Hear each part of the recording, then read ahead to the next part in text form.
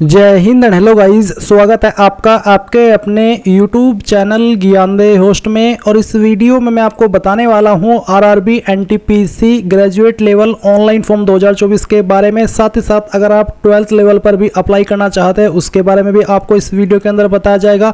और इसके अलावा गाइज यहाँ पर मैं आपको बता दूँ कि अगर आप ग्रेजुएट लेवल पर अप्लाई कर रहे हैं तो उसको अप्लाई करने की लास्ट डेट आपकी नज़दीक आ चुकी है, नज़दीक काफ़ी नज़दीक। जो कि मैं आपको बता दूँ कि अगर आप ग्रेजुएट लेवल पर अप्लाई करें तो आपके फॉर्म भरने की लास्ट डेट 20 अक्टूबर 2024 है। इसके बाद में आप ग्रेजुएट लेवल पर अप्लाई नहीं कर पाएंगे। हाँ, अगर आप अंडर ग्रेजुएट लेवल पर अप्लाई करना चाहते हैं तो वो आप 27 अक्टूबर 2024 तक कर पाएंगे। तो आपके पास यहाँ पर 20 अक्टूबर तक आखिरी मौका है अपने ग्रेजुएट लेवल के फॉर्म को कंप्लीट करने का। और ये वीडियो मैं आपके लिए लेटेस्ट बना रहा हूँ ताकि जो एरर आ रहे हैं उनका सोल्यूशन आपको दे पाऊँ। आप यहाँ पर देख सकते हैं फ्राइडे 18 अक्टूबर 2024 और सुबह के 9:02 हुए हैं। तो लेटेस्ट अपडेट की ये वीडियो आपको दी जा रही है। इसमें जो आपको सब स्ट्रीम फिल करने में प्रॉब्लम आती है, वहां पर क्या भरना है, ये आपको समझ में नहीं आता, वो आपको बताया जाएगा। फाइनल सबमिट में अगर कोई प्रॉब्लम है वो आपको यहां पर बताया जाएगा। इसके अलावा यहां पर कोई अन्य जो एरर है फॉर्म भरते समय अगर वो आ रहा है उसका सोल्यूशन आपको उसी स्टेप में दिया जाएगा। बस आपको वीडियो को शुरू से लेकर आखिर तक बिना स्किप किए देखना है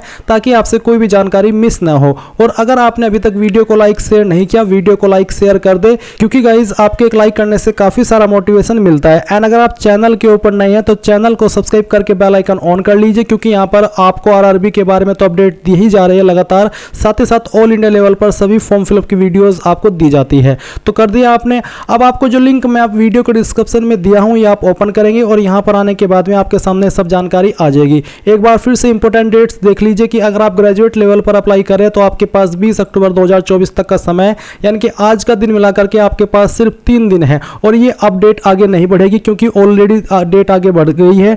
13 अक्टूबर पहले लास्ट डेट थी ग्रेजुएट लेवल पर अप्लाई करने के लिए, अभी वो 20 अक्टूबर 2024 हो गई है। तो अभी आप इसमें बिल्कुल भी देरी मत कीजिए और अपने फॉर्म को कंप्लीट कर लीजिए। अगर आपको फोटो अपलोड करते समय कोई प्रॉब्लम आए तो ये वीडियो आपको वॉच कर लेनी है। अभी आप इंपॉर्टेंट लिंक के सेक्शन से अप्लाई ऑनलाइन लिंक ओपन करेंगे और आपके सामने आरआरबी की ऑफिशियल वेबसाइट आ जाएगी।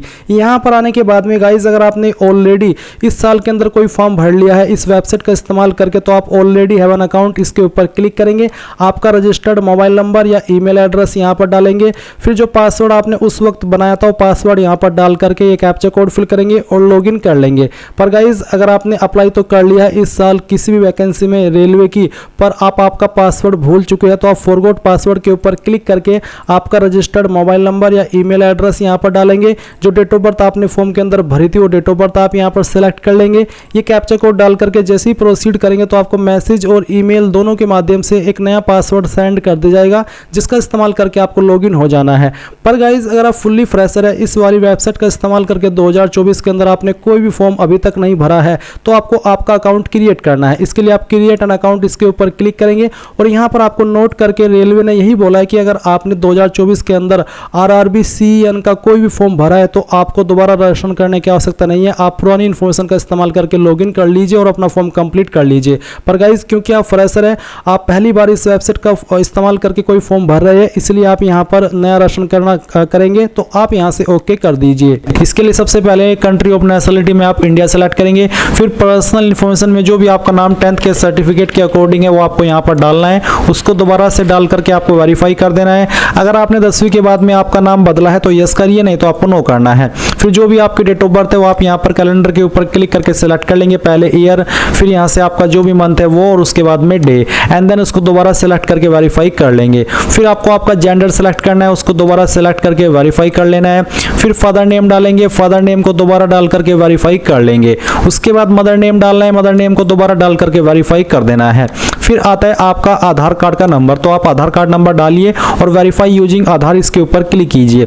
अगर आपके पास आधार कार्ड नहीं है तो आप I do not have Aadhaar card इसके ऊपर क्लिक करके यहाँ पर I do not have Aadhaar card इसके ऊपर क्लिक कीजिएगा और फिर इनमें से कोई भी एक आईडी आपको सेलेक्ट कर लेनी है एंड देन उसका जो भी नंबर है वो यहाँ पर डालना है। इश्यूइंग अथॉरिटी बतानी है कि कौन सी अथॉरिटी के द्वारा आपका ये आईडी जारी हुआ है और कहाँ से जारी हुआ है, उस स्थान का नाम भी आपको देना होगा। पर अगर आपके पास आधार है तो फिर आपको ये देने की आवश्यकता नहीं पड़ेगी। फिर आप यहाँ पर आपका ईमेल ईमेल एड्रेस डालेंगे और जनरेट ईमेल ओटीपी पर क्लिक करेंगे तो आपकी ईमेल पर एक ओटीपी जाएगा जो कि आप यहाँ पर डाल देंगे। फिर नंबर डालेंगे सेम वे में और मोबाइल वाला जो ओटीपी है वो जनरेट करेंगे और उसको यहाँ पर डाल देंगे। एंड देन आप यहाँ पर एक पासवर्ड बनाएंगे। पासवर्ड के अंदर आपके इंग्लिश का कैपिटल लेटर, स्मॉल लेटर, साथ ही साथ कोई एक स्पेशल कैरेक्टर भी होना चाहिए। तो कुछ इस तरह का पासवर्ड बना लेंगे और फिर उसको दोबारा डाल करके वेरीफाई कर देंगे।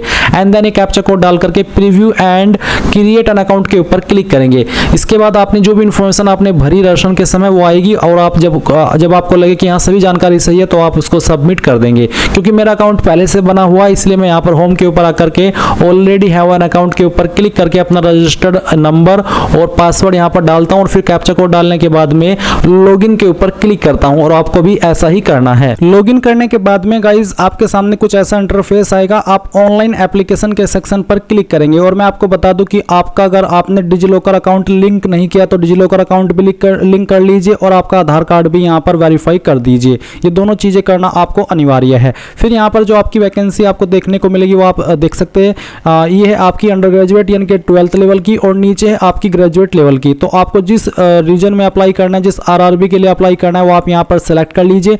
उसके बाद में यहाँ पर टिक कीजिए। कुछ कैंडिडेट को ये प्रॉब्लम आ रही है जैसे कि वो यहाँ पर कोई आरआरबी सेलेक्ट कर दे तो फिर जब बाद में फाइनल सबमिट कर दे तो वहाँ पर आता है कि यू आर नॉट एलिजिबल। तो इसका मतलब है कि जिस आरआरबी में आप अप्लाई कर रहे हो उस आरआरबी में आप अप्लाई करने के लिए एलिजिबल नहीं है।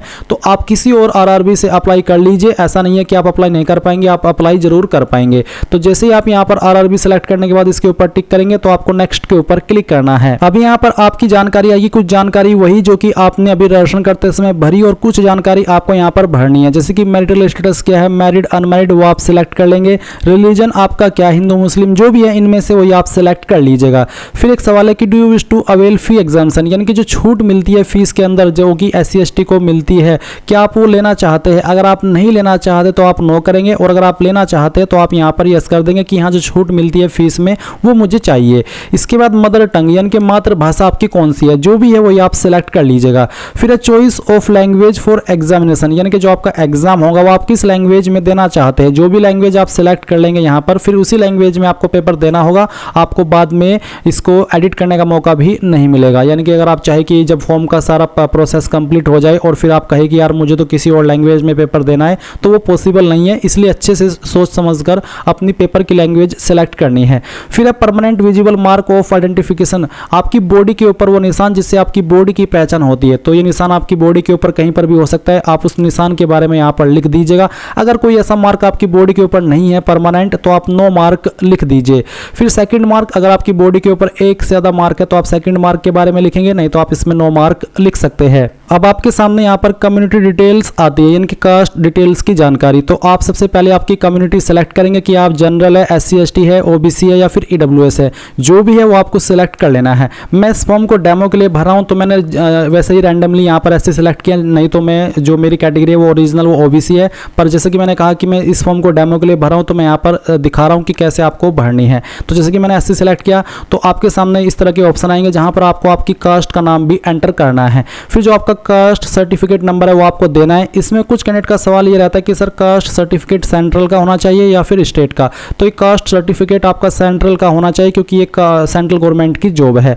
फिर कौन सी अथॉरिटी ने आपका सर्टिफिकेट जारी किया है, इनमें से कौन से पोस्ट के अधिकारी ने आपका सर्टिफिकेट इशू किया है वो आपको सिलेक्ट करना है। आपको जो आपका सर्टिफिकेट है वो चेक करना है और जहां पर मोहर लगी हुई होती है, जहां पर साइन हुए हुए होते हैं, वहीं पर आपको देखने को मिलेगा कि कौन से पोस्ट के अधिकारी ने जारी किया है।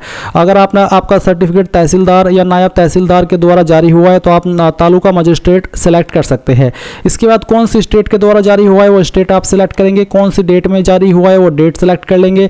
फिर यहाँ पर जो फ्री रेल ट्रेवल पास मिलता है क्या आप वो लेना चाहते हैं, अगर हाँ तो यस, नहीं तो आप नो करेंगे। उसके बाद में जो आपका नियरेस्ट रेलवे स्टेशन है वो कौन सा है वो आप यहाँ पर लिख देंगे। साथ ही साथ आप कास्ट सर्टिफिकेट अपलोड भी करेंगे जिसका फॉर्मेट PDF का होना चाहिए। अगर वो इमेज में है तो आप गूगल के अंदर आएंगे और आपको इमेज टू PDF सर्च करना है। पहले वाली वेबसाइट ओपन करनी है, सिलेक्ट JPG इमेज के ऊपर क्लिक करके जो आपका कास्ट सर्टिफिकेट है वो सिलेक्ट कर लेना है, कन्वर्ट टू PDF करना है। तो आपकी जो फाइल है वो PDF के अंदर बन जाएगी और उसको आपको डाउनलोड कर लेना है। डाउनलोड करने के बाद में अपलोड डॉक्यूमेंट पर आकर के उस फाइल को यहाँ पर सिलेक्ट करके आपको अपलोड कर देना है। इसके बाद गाइज यहाँ पर आती है आपके पोस्टल एड्रेस की जानकारी। एक तरफ है आपका परजेंट एड्रेस और दूसरी तरफ है परमानेंट एड्रेस। तो जो भी आपका परजेंट एड्रेस है, जहाँ पर आप करंट में रह रहे हैं, वो एड्रेस बस आप यहाँ पर सेलेक्ट करेंगे, पहली स्टेट, फिर आपकी डिस्ट्रिक्ट, फिर आपका जो एड्रेस है वो आप एड्रेस के सेक्शन में लिखेंगे, फिर आपका विलेज, टाउन, सिटी, इनमें से क्या है वही एक चीज़ आप यहाँ पर भर दे और अपना पिन कोड डाल दे। अगर सिंपल लैंग्वेज में कहूँ तो आप यहाँ पर इन 3 लाइन के अंदर आपका जो एड्रेस है वो पूरा एडजस्ट कर देंगे।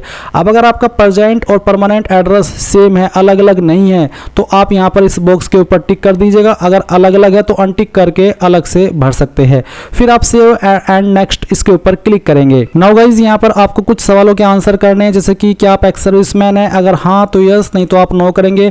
क्या आप विकलांग है, अगर हाँ तो यस, नहीं तो यहाँ पर भी आपको नो कर देना है। उसके बाद में जो एक ये रूल है इसके अकॉर्डिंग क्या आपको लिखने में दिक्कत है, आपको एक स्क्राइब चाहिए, अगर हाँ तो यस, नहीं तो आप नो करेंगे। उसके बाद क्या आप इकोनॉमिकली बैकवर्ड क्लास से आते हैं, EBC सर्टिफिकेट होल्डर है, अगर हाँ तो यस, नहीं तो यहाँ पर भी आपको नो कर देना है। फिर क्या आप रेलवे के एक सर्विंग एम्प्लॉय है जो करंट में रेलवे के अंदर काम कर रहा हो, अगर हाँ तो यस, नहीं तो आप नो करेंगे। उसके बाद में यहाँ पर है name of current department organisation, अगर आप यहाँ पर करंट में किसी डिपार्टमेंट में जॉब करते हैं जैसे कि सेंट्रल गवर्नमेंट, स्टेट गवर्नमेंट या फिर पब्लिक सेक्टर अंडरटेकिंग, तो आप सिलेक्ट कर ले। अगर आप यहाँ पर अनएम्प्लॉयड है तो आप नॉट एप्लीकेबल के ऊपर क्लिक करेंगे। अब आपको यहाँ पर आपके बैंक अकाउंट की जानकारी देनी है जिसमें कि आपकी फीस रिफंड की जाएगी, क्योंकि गाइज जिनसे 500 रुपये फीस ली जा रही है उनको यहाँ पर जो फीस है वो बाद में 400 रुपये रिफंड की जाएगी जैसे उनका टियर फर्स्ट का एग्जाम हो जाएगा। और जो 250 रुपये फीस दे रहे हैं SC ST उनको पूरी की पूरी फीस रिफंड कर दी जाएगी टियर फर्स्ट का एग्जाम हो जाने के बाद में। तो उसी के संबंध में ये जानकारी आपसे बैंक की ली जा रही है। आप यहाँ पर आपके बैंक का भी अपना, अगर आपका खुद का बैंक अकाउंट है वो भी दे सकते हैं, या फिर आपको किसी और का बैंक अकाउंट देना है तो वो भी आप यहाँ पर दे सकते हैं। इसमें आपको आपका किस नाम पर बैंक अकाउंट है पहले तो वो लिखना है, नेम ऑफ अकाउंट होल्डर में अकाउंट का नंबर देना है। फिर जैसे आप कंफर्म अकाउंट नंबर डालेंगे और उसके बाद IFSC कोड डाल करके कंफर्म करेंगे तो आपका बैंक का नाम और बैंक का एड्रेस ऑटोमेटिकली फैच कर ले जाएगा। ये जो IFSC कोड है ये आपको आपकी बैंक की पासबुक के ऊपर भी मिल जाएगा, और अगर आप गूगल के अंदर सर्च करेंगे अपने बैंक का नाम लिख करके और वो बैंक जहाँ पर है उस सिटी का नाम लिख करके और फिर बाद में IFSC कोड, तो वहाँ से भी आप इसको ऑनलाइन वे में निकाल सकते हैं। तो इस तरह से आप यहाँ पर जानकारी भरेंगे और सेव कर देंगे एंड देन नेक्स्ट के ऊपर क्लिक करेंगे। अब आपको यहाँ पर क्वालिफिकेशन की जानकारी भरनी है। मेरी जानकारी पहले से भरी हुई है इसलिए मैं इसी जानकारी को एडिट करके आपको दिखा रहा हूँ। तो यहाँ पर मैं 10th की इन्फॉर्मेशन बताता हूँ कि कैसे भरनी है। पहले आप आपकी स्टेट सेलेक्ट करेंगे जहाँ से आपने 10th की है, फिर डिस्ट्रिक्ट सेलेक्ट करेंगे जहाँ से आपने आपकी जो 10वीं की है, फिर आपका बोर्ड का नाम क्या है वो बोर्ड का नाम आप खुद से यहाँ पर लिखेंगे। किस डेट में आपका रिजल्ट डिक्लेयर हुआ था वो डेट आप सेलेक्ट कर लेंगे। अगर आपको एग्जैक्ट डेट मालूम नहीं है तो जो आपकी मार्कशीट के ऊपर डेट लिखी हुई है मार्कशीट जारी होने की वो डेट आप यहाँ पर लिख दीजिएगा। रोल नंबर 10th का क्या था वो यहाँ पर डाल दीजिएगा। फिर आपको यहाँ पर आपका जो मैट्रिकुलेशन का सर्टिफिकेट है वो भी अपलोड करना है। अगर आपकी मार्कशीट और सर्टिफिकेट अलग अलग है तो आप यहाँ पर दोनों को मर्ज करके PDF के रूप में अपलोड कर दीजिएगा, तो वो यहाँ पर अपलोड हो जाएगी। उसके बाद आप यहाँ पर आपकी जो 12वीं अगर आपने 12वीं की है और उसका ऑप्शन यहाँ पर दिया जा रहा है तो आप उसकी जानकारी भर सकते हैं। नहीं तो गाइस सिंपली आपको यहाँ पर आपकी जो डिग्री है उसकी जानकारी भरनी है, जो कि आप देख सकते हैं कि मैंने ऑलरेडी भर करके रखी है। मैं इसी को एडिट करके आपको दिखा रहा हूँ। तो आप क्वालिफिकेशन के सेक्शन में बैचलर डिग्री सेलेक्ट करेंगे, फिर डिसिप्लिन में यहाँ पर बैचलर डिग्री, उसके बाद में सब स्ट्रीम। अगर आपकी क्वालिफिकेशन के ऊपर सब स्ट्रीम एप्लीकेबल हो रहा है, यानी कि जैसे कि आपने BTech की हो या फिर कोई ऐसी क्वालिफिकेशन की हो जिसमें कि डिसिप्लिन एप्लीकेबल होता हो, तो आप उस स्ट्रीम के बारे में लिखेंगे कि आपका सब स्ट्रीम क्या है। अगर नहीं हो रहा है एप्लीकेबल तो आप NA यानी कि नॉट एप्लीकेबल लिख देंगे। उसके बाद आपकी स्टेट बताएंगे कहाँ से आपने की है, डिस्ट्रिक्ट बताएंगे, आपके कॉलेज या यूनिवर्सिटी का नाम देंगे, कौन सी डेट में आपका रिजल्ट डिक्लेयर हुआ था वो डेट आप सेलेक्ट कर लेंगे। फिर पूछे कि क्या आपको टाइपिंग प्रोफिशिएंसी आती है इंग्लिश या हिंदी की कंप्यूटर पर, अगर हाँ तो यस, नहीं तो आप नो कर सकते हैं। उसके बाद आप इस जानकारी को भी सेव कर देंगे। एंड गाइज अगर आप अंडर ग्रेजुएट लेवल पर अप्लाई कर रहे हैं 12वीं लेवल पर, तो फिर आप यहाँ पर 12वीं की इन्फॉर्मेशन सेम तरीके से दे देंगे और कोई एक्स्ट्रा जानकारी आपको भरने की आवश्यकता नहीं है। जो जानकारी अभी आप ग्रेजुएट लेवल पर अप्लाई करने के लिए भर रहे हैं सेम जानकारी आपको 12th लेवल पर अप्लाई करने पर देनी है। बस उसमें आपको 12वीं की जानकारी ऐड करनी होगी, इसके अलावा कुछ और ऐड करने की आपको आवश्यकता नहीं पड़ेगी। तो अब आप यहाँ से इसको नेक्स्ट कर दीजिए। यहाँ पर गाइज आपका फोटो एंड साइन आएगा, तो मेरा फोटो एंड साइन पहले से अपलोड है, इसी तरह का फोटो साइन आपको अपलोड करना है।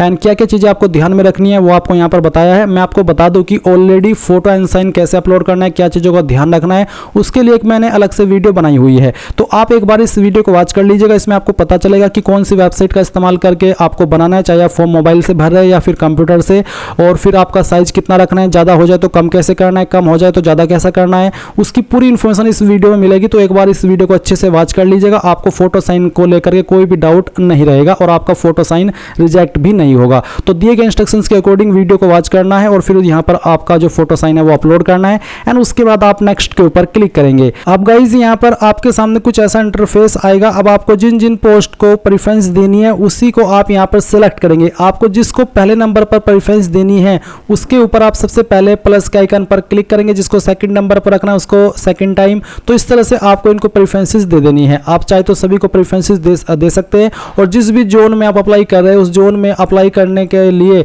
जिन पोस्ट पर आप एलिजिबल है वही पोस्ट आपको यहाँ पर देखने को मिलेगी।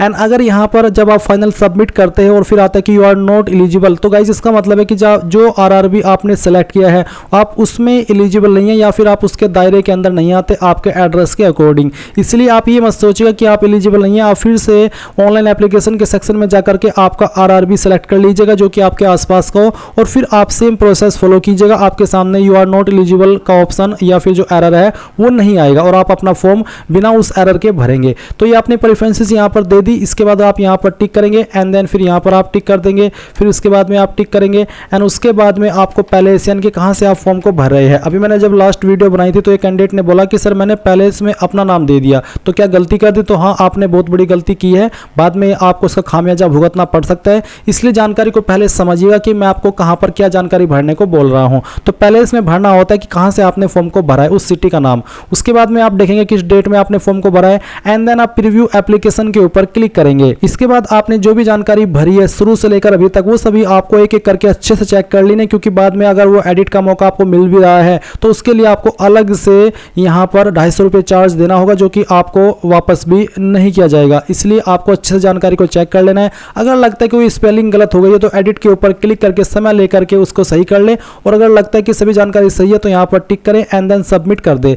सबमिट करने के बाद एक और ऑप्शन है आपके पास। अगर अभी आपने एक बार सबमिट कर दिया तो फिर तो गाइज आपने अगर कोई गलती कर दी इसके बाद या आपको पता लगा कि मैंने गलती कर दी तो फिर तो 250 रुपये चार्ज आपको देना ही होगा जब फॉर्म मॉडिफाई होंगे उस वक्त। और अभी भी आपके पास एक और ऑप्शन है, आप यहाँ से कैंसिल करके एक बार फिर से अपनी फॉर्म की जानकारी को जांच कर सकते हैं, चेक कर सकते हैं और उसको सही कर सकते हैं।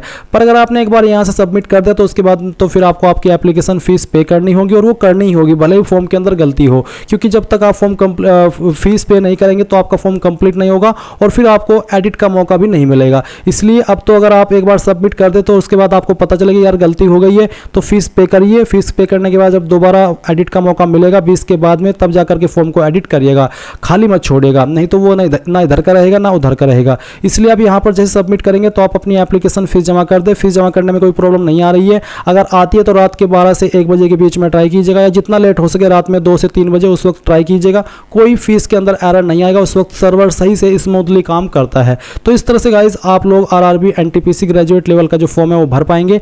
एंड गाइज अगर आपको 12th लेवल पर भी अप्लाई करना है तो आप ऑनलाइन एप्लीकेशन के सेक्शन में आइए और अगर आप उस पर एलिजिबल अप्लाई करने के लिए तो सेम वे में यहाँ पर टिक कीजिए और नेक्स्ट कर दीजिए। आपको कोई भी जानकारी एक्स्ट्रा नहीं भरनी है क्योंकि जो जानकारी अभी आपने भरी है वो ऑलरेडी सेव हो चुकी है। बस इसमें आपको क्वालिफिकेशन के सेक्शन में जाकर के 12th की जानकारी ऐड करनी होगी। बाकी जानकारी आपने जो भी ग्रेजुएट लेवल पर अप्लाई करते समय भरी वो सेम रहेगी। कोई जानकारी आपको कुछ नहीं करना है, बस सिंपली फाइनल सबमिट करके पेमेंट ही करना है। तो इस तरह से आप अप्लाई कर पाएंगे। मैंने आपको पूरी जानकारी दे दी है। अगर अभी भी कोई सवाल डाउट हो तो आप कमेंट के माध्यम से पूछ लीजिएगा। Thanks for watching. जय हिंद।